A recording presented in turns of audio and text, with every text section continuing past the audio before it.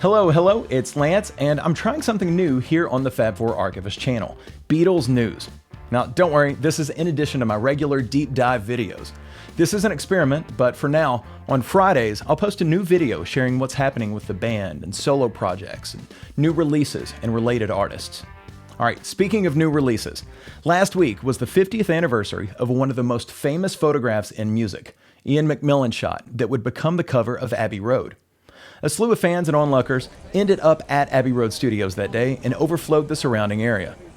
The crossing was also reenacted with lookalikes, for lack of a better term. The same day, the Beatles officially announced what many of us knew was coming, a 50th anniversary box set for the album to be released on the 27th of September. It comes in a few variations, but the one most of us will want is the Super Deluxe Edition, of course. That one includes 3 CDs plus a Blu-ray featuring 40 tracks of new mixes, demos, and outtakes, as well as a 100-page book. Check out the link in the description for the complete track listing and to pre-order. The set is about $90 on Amazon at the moment. Alongside the announcement, the band released 3 versions of the song Something on their Vivo YouTube channel, a 2019 remix, a strings-only mix, and a studio demo that's really similar to what we've heard on Anthology 3, but this time with added piano. The new mix of the complete song sounds fantastic, of course, and my ears are hearing enhanced bass and drums. Paul and Ringo should be proud. Look for more songs to pop up online between now and the release date, as Apple Corps, the band's holding company, has done for previous releases. Ringo Starr is still on the road, touring through the end of the month, and ending with a final show in Los Angeles at the Greek on September 1st. Now, I didn't catch Ringo and the All-Stars on this tour, but a really close friend of mine, Bobby, who's not a huge Beatles fan, saw Ringo in Nashville and was really impressed. Here's part of the voice message that Bobby sent me after the show. Like, the crowd was just enamored with him. And I think it was just the whole being in his presence, right, of a Beatle. Ringo's Instagram is full of shots and videos from this tour, including this fun little clip of him and some bandmates informally playing George Harrison's I Need You. Check out Ringo on bongos.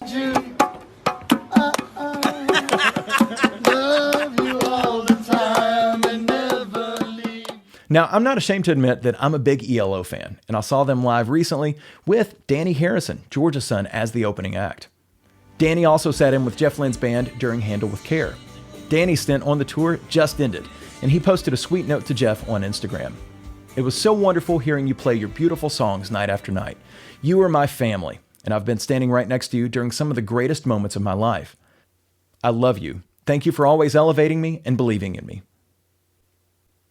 In 2018, Drake achieved some US charts milestones, including blowing past some long-held Beatles records.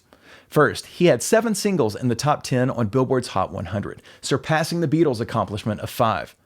Then, in October of last year, he had 12 top 10 singles in one calendar year, passing up the Beatles' triumph from 1964 when they had 11. But as Beatles fans, we can still celebrate that the band is the only act to own the Hot 100's entire top 5 in a week. All right. Now, bonus points for anyone who comments down below what those top 5 songs were. But Drake, why is this news now? Well, because Drake just revealed his tattoo celebrating his recent accomplishments. In a nod to Abbey Road, the fresh ink depicts the expected 4 figures at the crosswalk, but with an additional person, Drake, leading the pack. Sick burn, Drake. All right, that's it for this one. See y'all next time. A new deep dive video is coming out soon, so make sure you subscribe so you don't miss it. Oh, hey, you're still there. Cool. So what'd you think? Is this news thing worth doing? All right, let me know in the comments. Thanks for watching. Which I thought was cool. Like, I was like, this is cool, but I wasn't like, oh my God, he's a Beatle.